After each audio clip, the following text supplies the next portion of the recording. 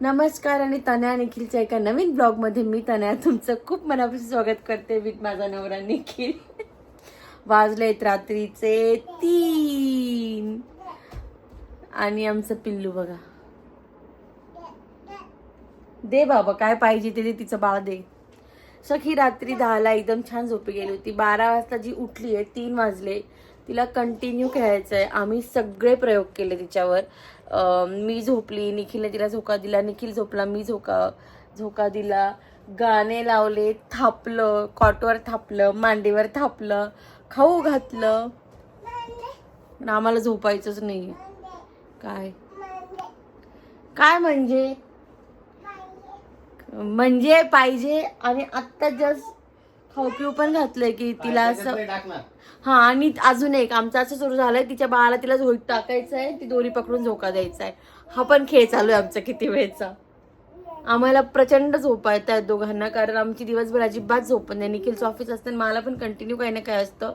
Madam आता 11-1 वाजता उठतील, जेव्हा पण झोपतील, पुन्हा नंतर पण झोपतील. पाहिजे म्हणजे तुम्हाला तिची गंमतच दाखवते. आता झोपायचं तर असं झोपायचं आहे आमच्या बाळाला जवळ घेऊन. हा पाहिजे. मला असं करावं कळत नाही आता. सखी गाई कर पटकन. नाही काय नाही.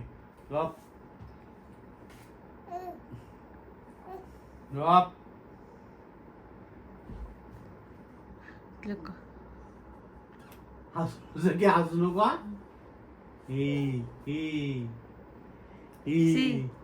बदमाश. जगावर माग लागली माझी.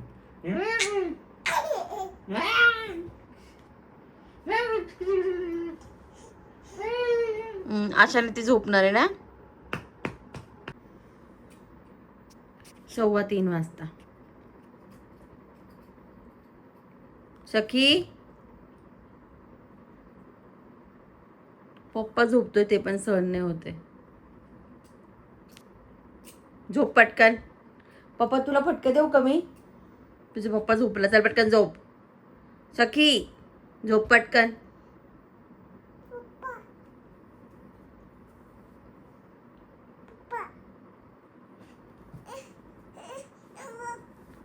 आत्तापासूनच पप्पा मध्ये आधार शोधतोय आम्ही. तिचे कपडे आणून दे, ते एक निखिलकडे घड्या घालून दे. तर रात्री 12-12:30 वाजता चालू असलेला हा खेळ तिचा चालूच होता. जनरली आपण म्हणतो ना दिवसात चंद्रतारे दाखवणं, तशी ती रात्रीचा आम्हाला सूर्य दाखवत होती. तिला झोपायचंच नव्हतं आणि ती इतकी खेळकर होती की तिला कसं दाबून दडपवून झोपवणार ना. सो तिच्यासोबत आम्ही एन्जॉय करत होतो. आम्हाला हसू पण येत होतं आणि प्रचंड झोप येत होती. बट प्रत्येक मिनटाला तिची ती ॲक्शन बदलत होती. आम्हाला हसावं की रडावं त्या सिच्युएशनला कळत नव्हतं. आणि काय करणार छोट्या बाळाला, तिला कळतच नव्हतं ती काय करते. तिची भयंकर मस्ती चालू होती. तिला प्रत्येक गोष्ट करायची होती त्या रात्री आणि आम्हाला खूप झोप घ्यायची होती.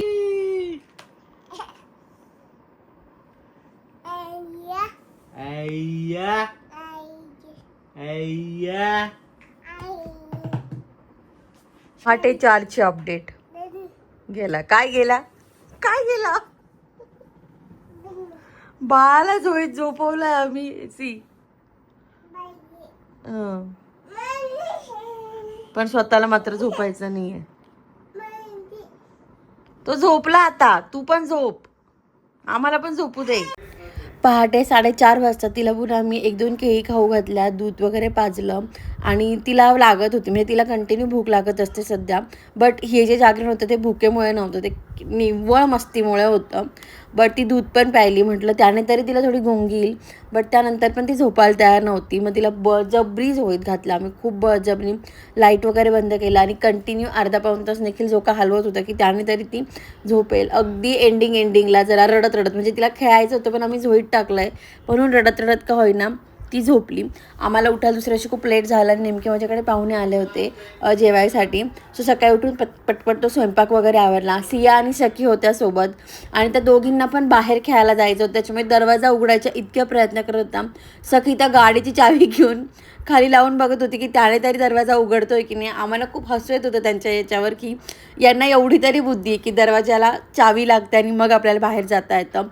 आमचे पाहुणे गेल्यानंतर मी खूप झोप काढली, कारण रात्री अजिबात झोप झाली नव्हती. उठून बघते तर एवढा पाऊस होता आणि बाहेर सगळं ओलं झालं होतं. ऑफकोर्स माझं काम खूप वाढलं होतं, पण ठीक आहे, आराम करणं खूप महत्त्वाचं होतं. ते झालं आणि आता बघू पुढे. कट टू डायरेक्ट तिसरा दिवस आहे. काल दिवसभर आणि आज मी काहीच शूट नाही केलं.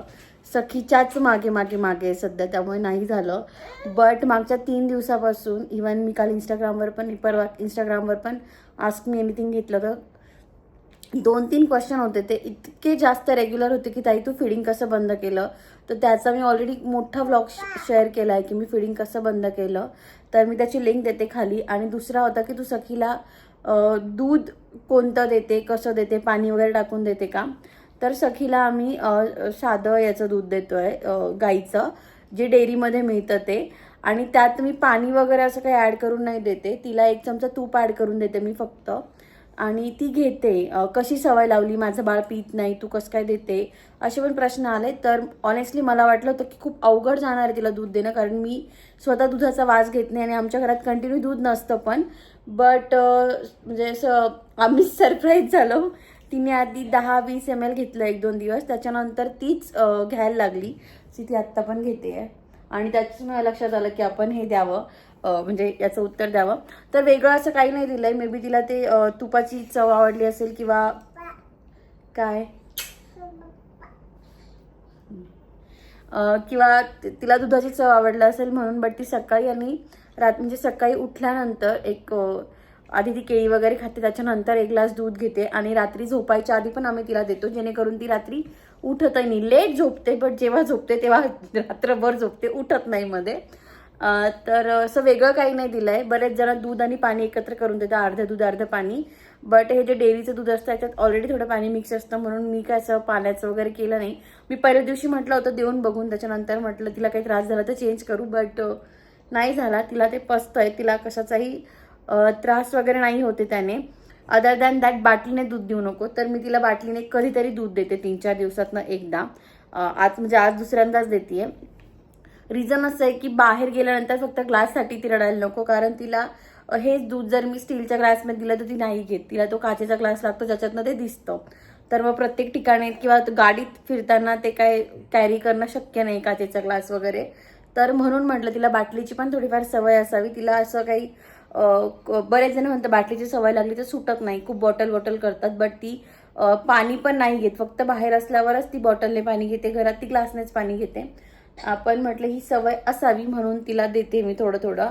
अदर दॅन दॅट तुमचे जर सखी रिलेटेड अजून काही क्वेश्चन असेल तर कमेंटमध्ये विचारा. बट हे फीडिंग आणि तिचं हे आत्ताचं दूध याबद्दल मी ऑलरेडी बरंच बोलली आहे, शॉर्ट्समध्ये पण सांगते आणि मोठ्या व्लॉगमध्ये पण सांगितले आहेत. बट ते क्वेश्चन मला इतके कंटिन्युअस आले होते ना की मला असं झालं होतं की मी मागच्या व्लॉगमध्ये काही सांगायचं राहिलं आहे का. पण त्याच्यावरनं असं लक्षात आलं की जे इंस्टाग्रामवाले ते यूट्यूबचे व्हिडिओ बघत नाही, त्यामुळे त्यांचं खूप कन्फ्युजन झालं आहे. बट ठीक आहे, तुम्ही तो फिडिंगचा व्लॉग पण बघू शकता. आणि हे दुधाचं पण जे काही आहे ते मी क्लिअर करून दिलं आहे. आणि आज आहे फ्रायडे नाईट आणि अत्यंत गरज आहे आम्हाला झोपायची आज पण. बट आमच्या पिल्लूच्या डोळ्यात मस्त अजूनही काही झोप वगैरे काही दिसत नाही. तू काय चेक करतोय? किती घेते ती संपवेल तेवढं. संपवेल नाही, ती त्यात ओढती एक नाही ओढती, ते कळतच नाही मला. तुला ग्लासचं कळतं ना, त्यामुळे घेते. मग हुशार आहे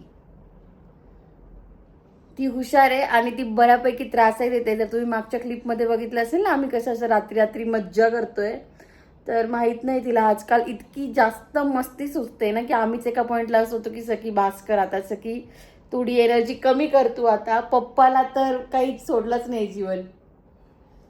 काल पहिल्यांदा निखिलचा ना 4-1 तास कंटिन्यू कॉल होते आणि ती सारखी त्याला शोधायला जायची. किती वेळ दरवाजाच्या बाहेर बसलेली होती. मला इतकं वाईट वाटायचं की सखी तुला नाही, त्याचं महत्त्वाचे कॉल होते त्याच्यामुळे नव्हतं चालणार आवाज वगैरे, नाही तर तो घेतो तिला थोडंफार. बट काल नव्हतंच शक्य. बट जेव्हा त्याने दार उघडलं, जेव्हा ती आत गेली, तेव्हा तिची रिॲक्शन इतकी प्राइसलेस होती. माझ्याकडे काही फोन वगैरे नव्हतं लगेच शूट करायला, बट तिला इतका आनंद झाला आणि ती इतकी पप्पा पप्पा करत त्याच्याकडे गेली होती.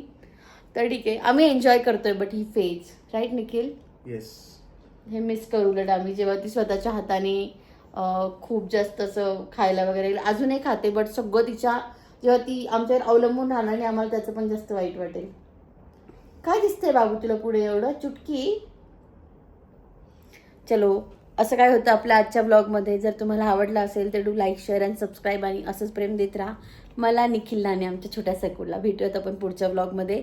ॲक्च्युली माझे मम्मीन ते येणार होते, मी काहीतरी इंटरेस्टिंग शूट करणार होती, बट सगळ्या त्याच्यावर पाणी गेलं आहे काय, त्यामुळे बघूयात उद्या सांगते काय काय कारण आहेत ते. बट त्यासाठी उद्याचा ब्लॉग बघा आणि भेटूयात आपण पुढच्या ब्लॉगमध्ये. Thank you so much.